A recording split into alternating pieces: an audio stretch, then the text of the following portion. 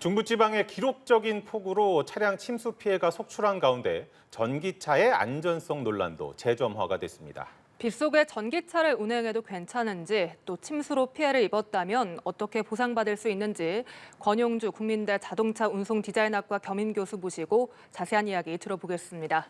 어서 오십시오. 네, 안녕하세요. 네.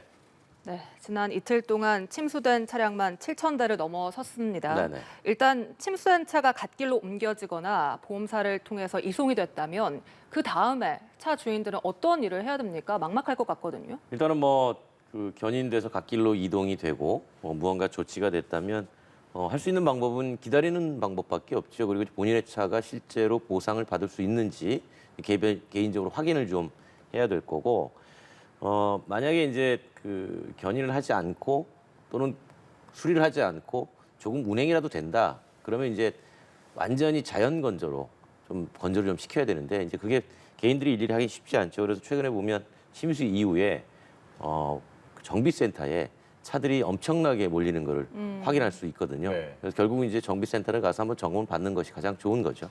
네, 조금이라도 운행이 된다면 그래도 점검을 받는 게 나은가요? 그렇죠. 왜냐하면 물이 어디에 들어갔는지를 알 수가 없잖아요. 운행은 된다 그래도 물이 어느 쪽에 문제를 일으킬지 예측이 안 된단 말이죠. 네. 그러니까 이제 기본적으로 정비는 한번 받는 것이 좋고요. 네. 아마 자동차 회사도 지금 그렇게 권고를 하고 있습니다.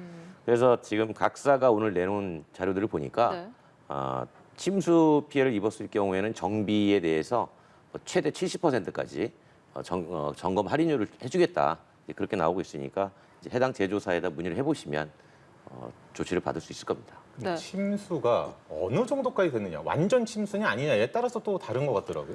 그러니까 완전 침수라고 하면 기본적으로 본닛까지 잠기는 경우를 말하죠. 그러니까 여기서 완전 침수라는 것은 기본적으로 공기 흡입구에 네. 물이 들어와서 시동이 꺼진 상태. 아, 이게 이제 완전 자기가 끈 게 아니라 그렇죠. 자동적으로 자연적으로 꺼진 어. 거면 이제 완전 침수라고 아. 봐야죠. 근데 이제 침수가 안 된 거는 타이어 반 정도가 잠겼을 때는 이제 침수가 아니라고 보고, 중간 정도 올라오면은 기본적으로 이제 시트 차 아래로 이제 물이 들어오잖아요.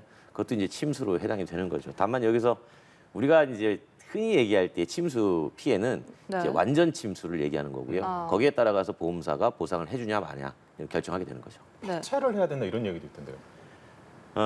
작년 4월에 네. 법을 바꿨습니다. 아, 그러니까 왜냐하면 침수가 된 차가 수리가 됐을 때 네. 수리 비용이 차값보다 비쌀 수 있거든요. 어허. 그때는 보험사에서는 그냥 차값 주고 처리해 버립니다. 그럼 그 차는 수리를 하지 않은 상태에서 본인이 보관하고 있는 거잖아요. 이거 반드시 의무적으로 폐차라고 그랬습니다. 그러니까 왜냐하면 그게 다시 어느 유통 경로를 통해서 중고차 시장에 유입될 가능성이 있다 보니까 그걸 사전에 차단하는 장치였죠. 보상을 받은 돈으로 새 차를 구입을 하고 그렇죠. 그 침수 피해를 입은 차를 별도로 또 할지 모르니까 이건 무조건 폐차를 그렇죠. 의무화했다. 이렇게. 그래서 그 보상받은 돈을 가지고 새 차를 살 때는 네. 원래 생계형 필수품이 자동차잖아요. 네. 네. 근데 지금 당장 없으면 불편하니까 다시 새 차를 살 때는 취득세를 면제를 해줍니다. 어허. 그리고 일부 자치단체는 자동차세까지 이제 면제를 해주고 있죠. 네. 그러면 실제 한 번 침수된 차량은 잔고장이 잦다 이런 얘기도 있는데 실제로 그렇습니까?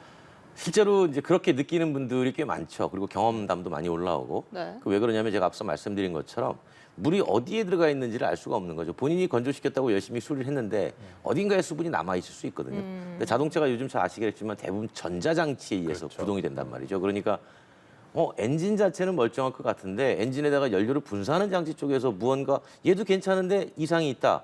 근데 분사하는 센서 쪽에 뭔가 수분이 결합이 돼서 센서에 문제가 생긴다든가 그런 것들이 분명히 일어날 가능성은 잔존하게 되는 거죠. 정비소에 가서 정비를 받으면 완전히 그냥 정상화됐다라고 봐도 되나요?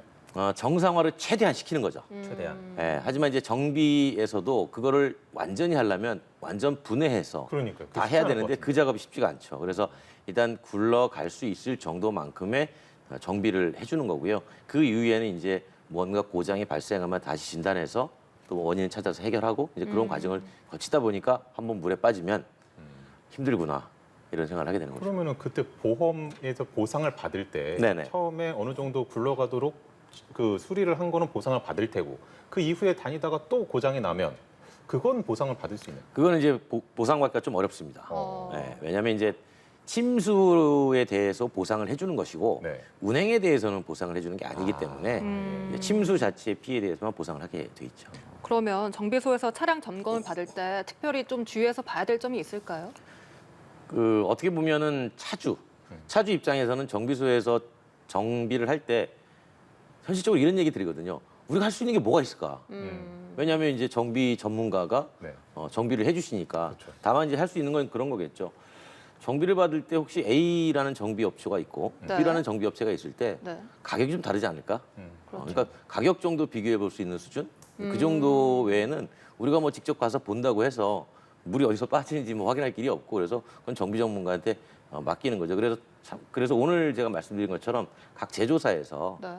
동네 가지 마시고 저희 브랜드에 네. 믿을 수 있는 곳으로 오세요. 저희가 일단은 책임지고 해드리겠습니다. 대신 돈 많이 안 받겠습니다. 이렇게 나오는 거죠. 네.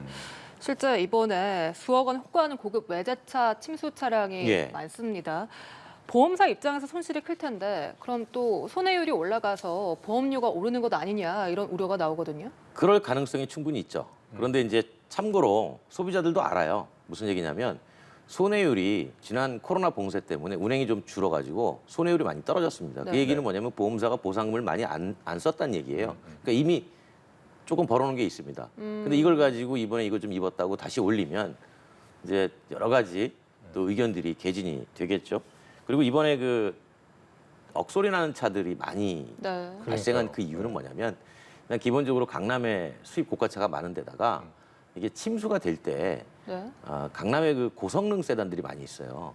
고성능 세단이 운전자에게 주행 안정성을 주기 위해서 차를 좀 낮춰놓습니다. 그러니까 물이 한 30cm, 40cm 들어와도 잠겨버려요. 근데 이제 일부 차들은 50cm, 60cm 들어와도 안 잠기거든요. 이제 그런 것 때문에 상대적으로 그 성능 위주의 고성능 차들이 피해를 좀 많이 입다 보니까 이제 고가차의 피해가 많이 올라간 거죠. 그러면 사실은 이제 그 다른 소비자들에게 전갈하지 않도록 금융 감독 당국이 좀 면밀하게 좀 들여다볼 필요가 있을 것 같네요. 네네. 네. 또 이렇게 침수차가 속출을 하면 중고차 매물에 침수차가 많이 나오지 않을까 이런 우려가 나오거든요. 보험으로 무언가 처리가 된 차들은 이제 폐차를 해야 되니까 폐차하면 되는데 보험으로 처리 안 된 차도 있을 거 아니에요. 있겠죠. 그러니까 보험으로 처리되려면 자차 보험이 가입돼 있어야 그렇죠. 되니까 자차 보험을 하지 않은 경우도 있단 말이에요. 네. 예를 들면 나는 운전을 너무 잘해서 난 절대 사고 안 내. 이런 경우 있거든요. 그런 경우에는 이렇게 침수가 됐을 때는 자기 돈 들여서 고쳐야 된단 말이죠. 그러면은 어디서든 고치긴 하겠죠. 네. 그런데 본인이 안 탈 가능성이 높아요. 그런 차를 이제 중고로 내놓는 거죠. 근데 본인이 내놓을 때 이거 물에 한번 빠진 차입니다라고 해서 내놓겠습니까? 그렇죠. 그냥 그렇죠. 정상적인데 그냥 저 이제 많이 탔어요 하고 내놓겠죠. 그런 차들이 들어오는 게 보통 한두 달이 걸려요. 그러니까 한두 지금 달? 이제 침수차가 들어갔고 네. 수리가 되고 뭐 9월, 10월 정도면 이제 중고차 시장으로 유입되니까 그래서 중고차 침수차 주의보가 9월, 10월에 경계 경보를 발령한다. 뭐 이런 얘기들이 나오는 겁니다. 그때 좀 확인할 수 있는 방법들이 있습니까? 제가 이렇게 이제 추천을 드리죠. 확인할 방법이 없어요. 무슨 얘기냐면 그렇습니까? 지금 시중에서 많이 나오는 얘기는 뭐 안전띠를 끝까지 끌어당겨봐라. 네네. 뭐 흙먼지 묻어있다. 흙먼지. 그거를 중고차 파는 분들이 모르시겠습니까? 다 그렇죠. 닦아주세요. 더 잘 알아요. 그렇죠. 네, 다 닦아서 팝니다. 어. 그래서 중고차를 구매할 때 매매계약서를 작성을 하잖아요. 네. 거기다가 이게 침수차라고 확인이 되면 당신이 피해 보상을 하시오. 특약? 그거 하나 넣읍시다. 딜러에게. 예, 예. 그랬을 때 잠깐만요. 하면 의심이 가죠. 어. 그러시죠? 라고 하면 이건 침수차가 아닐 가능성이 높구나라고 생각이 되는 거죠. 제가 이제 그런 머리 얘기들을 싸움이네요. 좀 많이 준비해 조언을 좀 드리는 편입니다. 네. 그리고 되도록이면 9월, 10월에 중고차 사는 건 피해야 됩니까?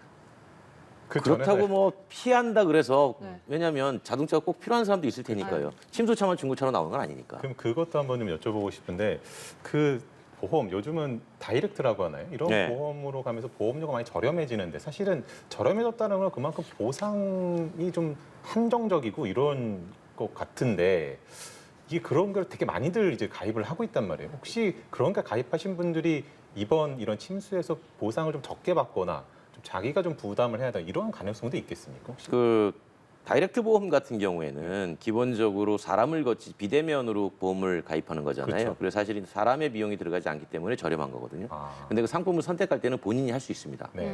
뭐 자차 보험에 특약 다 넣을 수 있고요. 본인이 부부 한정 선택할 수 있고. 그래서 본인이 처음에 선택할 때 뭘 꼭 체크해야 되는 겁니까, 그러면? 그러니까 기본적으로 대인 사람의 피해가 갔을 때 무한정으로 보상해 주는 거, 그다음에 대물 피해를 입었을 때 보상해 주는 거, 내가 운전하다가 내 차를 망가뜨렸을 때 보상받는 거, 이런 것들을 다 체크해야죠. 특히 거기서 중요해 볼 거는 대인이에요, 대인. 대인. 예, 사람에게 피해를 입히면 그 사람은 어쨌든 피해자는 계속 뭔가를 이렇게 이제 해야 되잖아요. 호우 피해를 봤을 때는 어떤 것으로 해당이 되는지. 이럴 때는 이제 자차 보험에 자차 뭐. 자차 보험에 이제 내가 내 차에 피해를 입었을 때 내가 보상받는 특약이 있어요. 그거를 이제 가입돼 있는데 대부분 가입돼 있죠. 그런데 통계적으로 보면 한 10명 중에 3명 정도는 가입을 하지 않더라고요. 그런 분들이 이번에 침수 피해를 입었으면 이제 보상받지 못하는 경우가 되는 거죠. 네.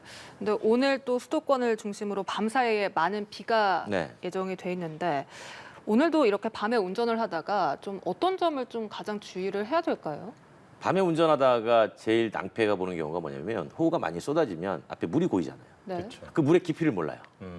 예. 특히나 앞차가 지나가면은 알 수 있는데 앞에 차가 없을 때는 그 웅덩이의 깊이를 모르니 자칫 잘못 들어가면 그냥 본인이 침수시키는 거예요. 아. 네. 이제 그런 경우를 좀 주의해서 가급적 서행을 하되 만약에 조금 들어가다가 느낌이 안 좋다 네. 그러면 뒤로 빠져나오는 것도 방법일 수 있어요. 아니면 그 자리에서 내려서 한번 좀 확인해 보는 거죠. 그 앞에가 얼마나 더 깊은가. 그랬을 때 앞서 말씀드린 것처럼 타이어 반 이상이 잠긴다 그러면 들어가지 않는 게 최선입니다. 네. 그리고 요즘 전기차 모시는 분들 많지 않습니까? 네네. 사실 이 정도의 폭우를 겪은 적이 없어서 전기차 운행을 해도 괜찮을까요? 사실 겪었죠. 2년 전에 우리 태풍 와가지고 마이삭 왔을 때 많이 겪었거든요. 그 당시에 침수차가 몇 대였냐면 대략 한 2만 대가 넘었어요. 아, 그렇습니까? 네, 근데 그때도 전기차가 있었거든요. 근데 그때도 전기차가 있었음에도 뭐 감전해서 사람이 위험에 빠졌다라든가 그런 얘기는 안 나왔는데 네. 그 이유는 뭐냐면 전기차는 이 고전압 배터리에서 전류가 흘러나오면 큰일 나요. 그렇죠. 그렇기 때문에 무언가 수분이 감지되면 우리 가정에서 두꺼비집을 내리듯이 네. 그냥 전원을 차단시켜 버립니다. 아, 그럼 전원 차단시키면 차도 움직이지 않아요. 그래서 전류가 밖으로 흘러나오는 건 미리 차단해놨기 때문에 큰 문제는 없는 거고 다만 침수가 되는 건 똑같은 거죠. 다른 전자기기가 고장난 건 똑같은 거예요. 예를 들면 오디오 같은 것도 물 들어가면 고장날 수 있고 네. 그런 건 똑같으니까 그런 건 똑같이 조치를 받아야 되겠죠. 그럼 전기차면 저희들이 흔히 생각할 때 배터리 가격이 비싸다라고 생각을 하는데 네. 그 침수가 되면 배터리를 전체 교체해야 되거나 이런 일은 없습니까? 배터리를 밀봉해놨습니다. 아, 네, 밀폐해놨고요. 그 공기가 들어가면 안 돼요. 그래서 완전히 밀봉을 해놨기 때문에 배터리를 교체하거나 그런 경우는 거의 침수로 없고요. 인해서 그런 네네. 가능성은 없다. 다만 이제 네. 전기 장치들은 교환하는 경우가 있죠. 네. 이를테면 뭐 앞서 말씀드린 것처럼 뭐 오디오가 고장났다든가 뭐 그런 것, 헤드라이트가 고장났다든가 그런 것들은 뭐 똑같은 거죠. 네. 비유가 이렇게 오는 날에 젖은 손으로 전기차를 충전하면 안 된다고 하더라고요. 이제 그 얘기는 충전하는 충전구 케이블 쪽이 아무래도 전류가 흐를 거 아니에요. 그렇죠. 자칫 잘못 만지면. 근데 거기에 물이 묻을 가능성이 있다라는 거죠. 빗물이. 그럴 때 빗물을 타고 감전될 수가 있으니까 가급적 비가 오는 곳에선 충전하지 마라. 위에 이제 비를 막을 수 있는 차단막이 있을 때는 괜찮겠지만 그렇지 않은 경우는 충전하지 마라라고 이제 권고를 하는 거죠. 네. 그리고 많은 전문가들이 주황색 케이블 같은 경우에는 감전 위험이 있으니까 네. 만지지 마라라고 하는데 이거 사실 사실입니까? 감전 위험이라기보다 주황색을 왜 그렇게 만들었냐면 여기는 고전압 전류가 흘러갑니다. 표시. 라는 표시예요. 아, 네, 그리고 사실 일반 소비자들이 만질 일이 얼마나 없으니까. 있을까 생각해 보면 우리 뭐 내연기관차도 요즘 개인이 엔진오일 게이지 뽑아가지고 체크하는 사람 거의 없잖아요. 네. 그래서 거기는 특별히 위험하니까 만지지 마세요라고 한 거니까요. 안 만지시는 게 가장 좋죠. 그러면은 전기차 같은 경우에 침수가 됐고 그러고 나서 예를 들면 자연 건조를 시켰고 그러면 이제 이거를 정비소로 갖고 가는 게 먼저인가 아니면 그냥 충전을 그냥 해도 하고 일상적으로 써도 되나요? 아니 일단은 침수가 됐으면 정비로 가야죠. 무조건. 네, 무조건 가야 돼. 왜냐하면 침수가 되고 나서 시동이 꺼지거나 전원이 꺼지면 절대 시동 걸지 말라고 그럽니다. 엔진도 시동 걸면 안 되고 전기차도 전원을 누르면 안 돼요.